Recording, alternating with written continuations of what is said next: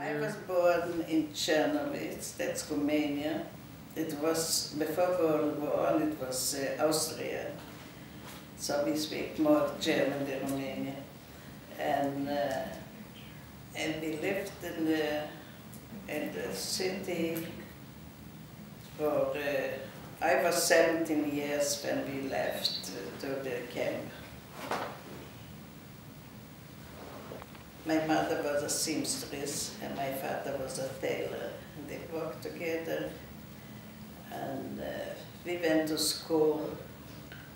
And then I went to, I don't know, there it was Lyceum. And after I finished Lyceum, I took stenography and typing, and then I had a job at as legal secretary.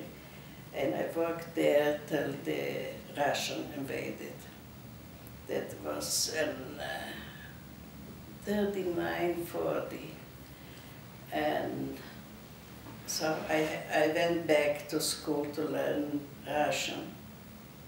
And then I met my husband in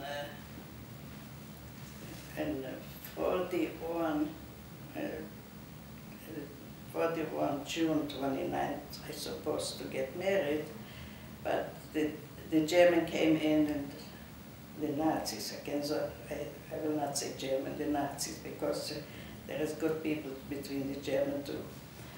And at the 22nd, so the wedding's supposed to be in a big synagogue, but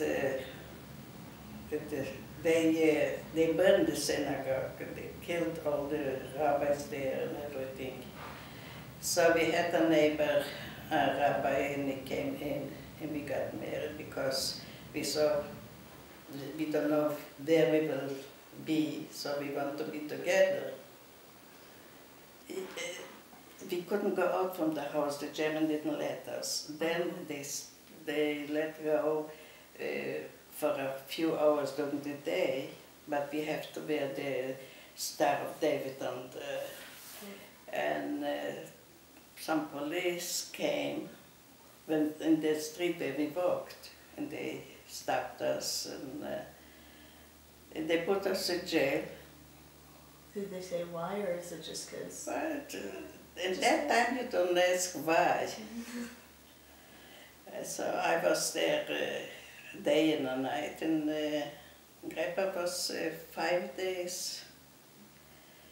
And after that, not a lot after that, we went to get us. So it was on a Saturday morning, and it was very noisy on the street, and they said we have 2-3 hours to take whatever we can and go to get us. They said which streets. So we went across the street. There was a big barn, and the man, there was neighbors also. The man went to the basement with my sister, and we stayed in the barn, covered up. We were afraid to breathe, and they ran around to look for horses. In the morning when they were there, a Russian woman came in and she said, "They're gone."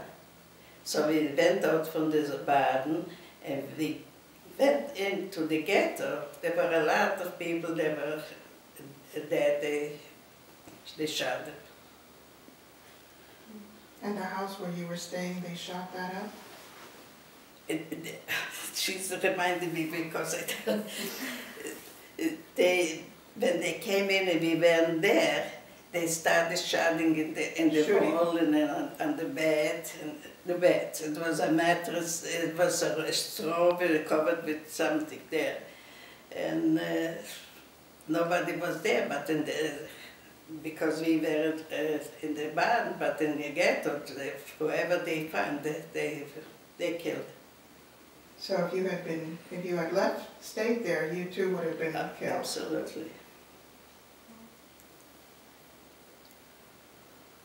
So we went there, and after a couple of weeks we had to go to another place, another ghetto. And then there maybe we were a week or something like that. And they put us in trains, not transport trains, you know, and they put us in those trains like this, like sardines. And we were there for 5 days without going out.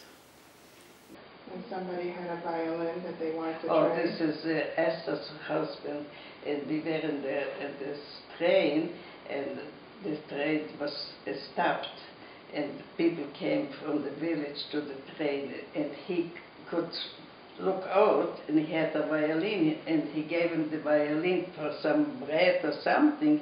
He took the violin and ran away. Then we came to a place in Bessarabia, and they put us in ghetto, and we stayed there, I don't know, a week or two, and then we started walking. That was in November, December. Then they took us out from the camp there. We walked for 3 weeks. The first night they stopped on a hill, and it was raining, and so we crawled in under there was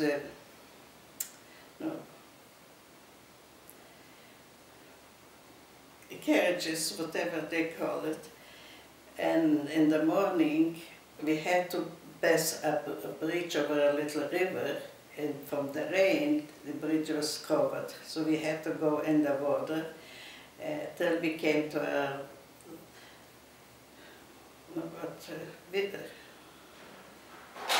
a forest, and there we stayed overnight, and it was cold, it was winter, and there when we came to the forest, there was the first dead person that we saw, a woman. She was without clothes, only with her girdle, and we were there overnight. In the morning when we get up, there was a lot of people who stand near the trees, frozen. One time we stopped. There was from hay like a mountain, you know, that they put together, and it was very big. And so we crawled all around in the hay, and on the other side from us was a woman who was pregnant, and she gave birth to her baby, but she died with the baby. We left her there. Did she die from the childbirth or just from? Who knows, childbirth? We walked in the winter, November, December, especially in Ukraine. It's cold there. And when you woke up in the morning, there were people who were frozen? This was the first night from I tell this, when we were in the forest, the first night. Were they frozen standing by trees? Yeah, they were wet because we had to pass a little river, and it was wet. So they stood near trees, and in the morning they were frozen.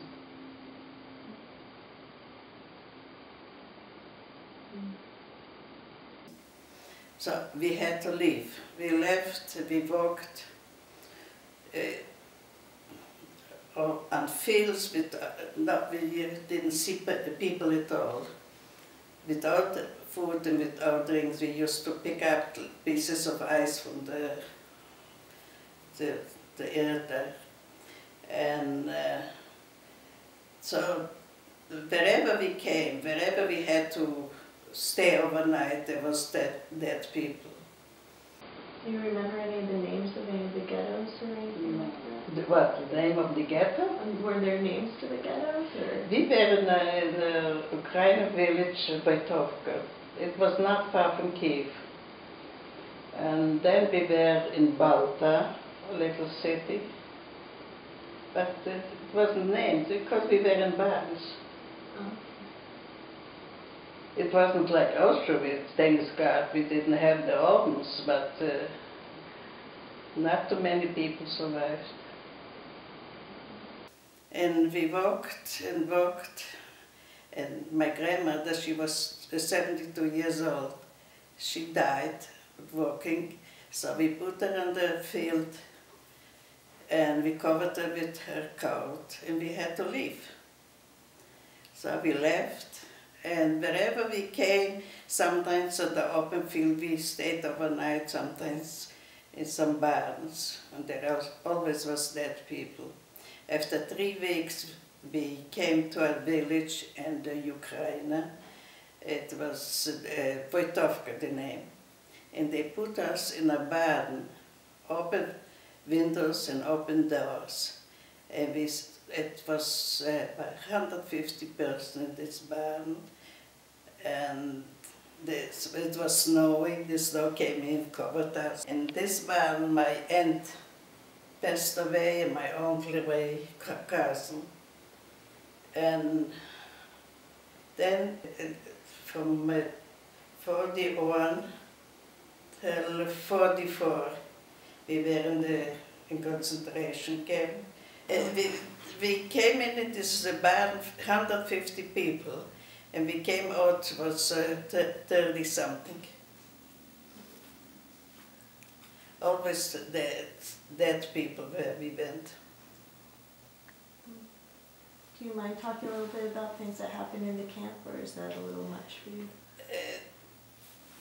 So what happened? The people died. People were in the barn. You stay in the barn and you don't have food, no nothing, and sick people, and we lived between dead people. And 44, the Russian liberate us from the Nazi camp, and right away they took all men to the army. So my husband, after a day or two that they liberate us, he was a Russian soldier and he had to go with the Russians. So we started then, my parents and my sister and my sister-in-law and I, we started walking home. And I don't remember how long we walked till we came home. We found our house, but empty. Nothing was there.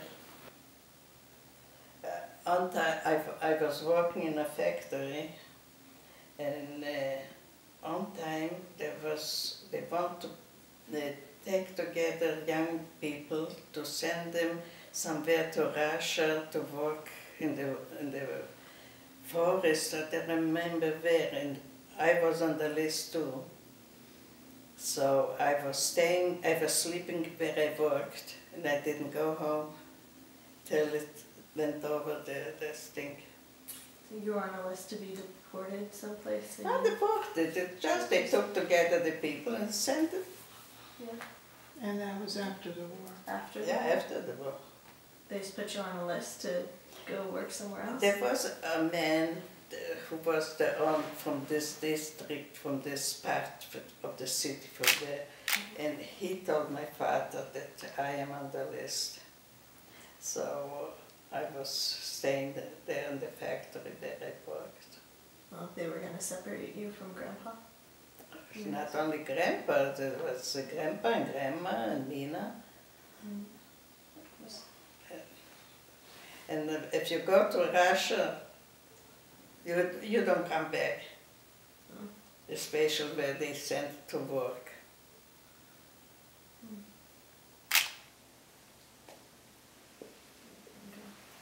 And my husband was in the army till May 45. He was with the Russian soldiers to go to Vladivostok, that's deep in Russia. So when the train stopped in Poland, he said he's not far from home. He wants to come to see me, and he will then come after them. So he came home, I think it was for a week or two.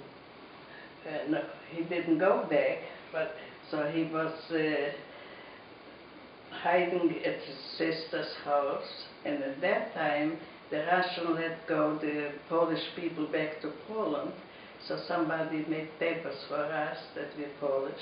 We left the house again, and we take with a bag on the back, and we left, and we went with the Russian till Krakow, and then from Krakow we went with another group till Bucharest.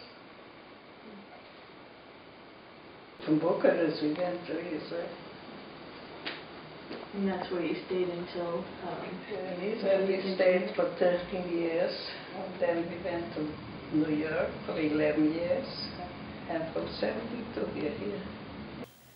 And that's my story.